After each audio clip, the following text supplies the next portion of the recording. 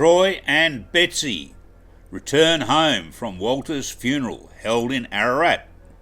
Betsy is Walter's daughter and Troy is Betsy's son. They both live in Walter's home. They arrive at the front door and are confronted by a note which reads, "Locks changed by the Executor of Walter Riley's estate. Contact Campbell Gambell. KKK Lawyers 0394829666." Troy attempts to unlock the front door without success. After trying to phone the number without it answering because it's Sunday, Betsy collapses in grief and Troy consoles his mother. They decide to go to the local police station.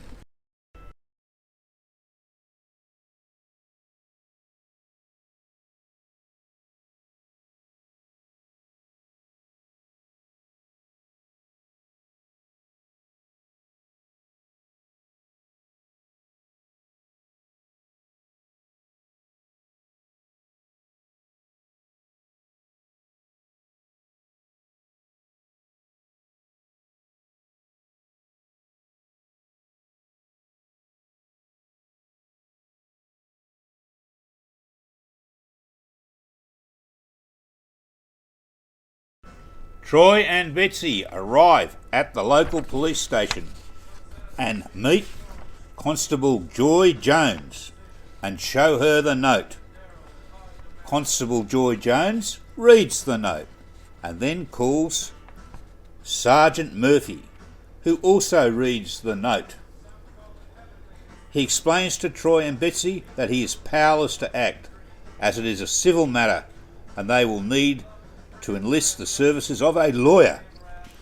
He hands them a list of local lawyers and they leave the police station in a despondent mood.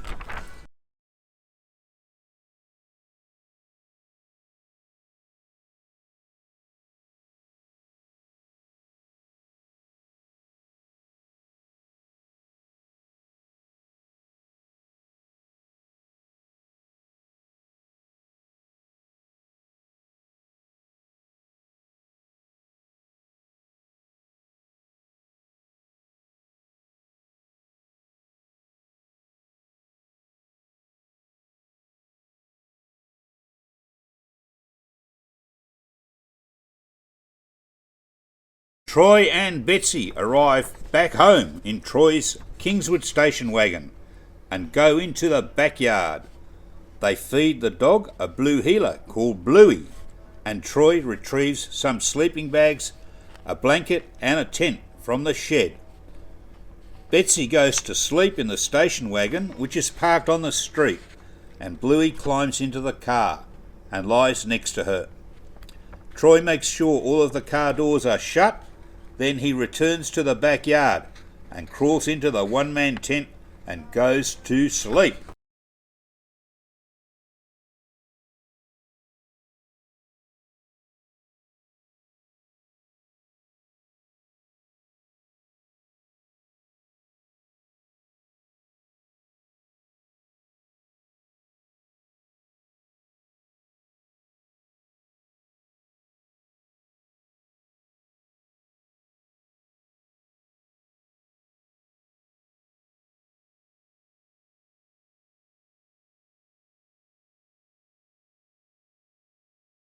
Walter's 4 children, Arthur, Neville, Mary, Betsy, and his grandson Troy, arrive at the offices of Calamity, Chaos and Crook, KKK, to meet with Campbell Gambell, who is the nominated executor of Walter's estate. They enter Campbell's office and Troy notices a letter left on one of the seats. He discreetly places the letter in his pocket. Campbell hands a copy of Walter's will to everybody. He explains that he is the executor and is carrying out Walter's instructions under the will. He claims he has a letter from Walter supporting his decision to change the locks of Walter's properties in order that they can be sold and the proceeds be divided equally amongst Walter's 4 children. When asked to provide the letter, he refuses, claiming legal client privilege. Neville stands up and says, "I have never heard so much cock and bull in all my life. You have locked Betsy, Arthur and Mary out of our homes and locked me out of my business without even bothering to tell us. You are the biggest prick I have ever come across in all my life. Dad said I was to get the garage, Arthur was to get the place in Ararat, Betsy was to get the house in Northcote, and Mary was to keep a shop. If there is a God in heaven and a devil in hell, I know where you are going, and I'll be there stoking the fire. All you are is a bloody grave robber, and you'll burn in hell. Let us get out of here before I get myself into trouble." Campbell has recordings of the meeting. He phones the police and arranges to get a personal safety intervention order, which will prevent all of Walter's 4 children from going within 200 metres of Walter's properties and the offices of Calamity, Chaos and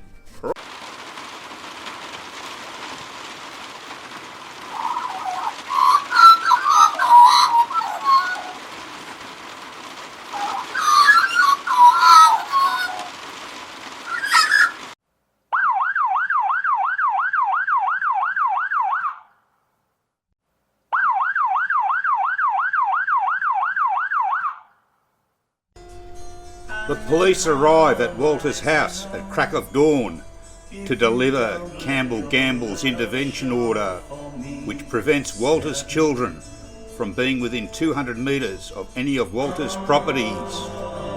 They wake up Troy and Betsy and inform Betsy that she has half an hour to leave, as non-compliance will result in her being arrested and put in jail. They also inform Troy that if he remains on the property, he will be charged with trespass. Troy and Betsy pack up and head off to see Arthur, who is camped by the lake near Ararat.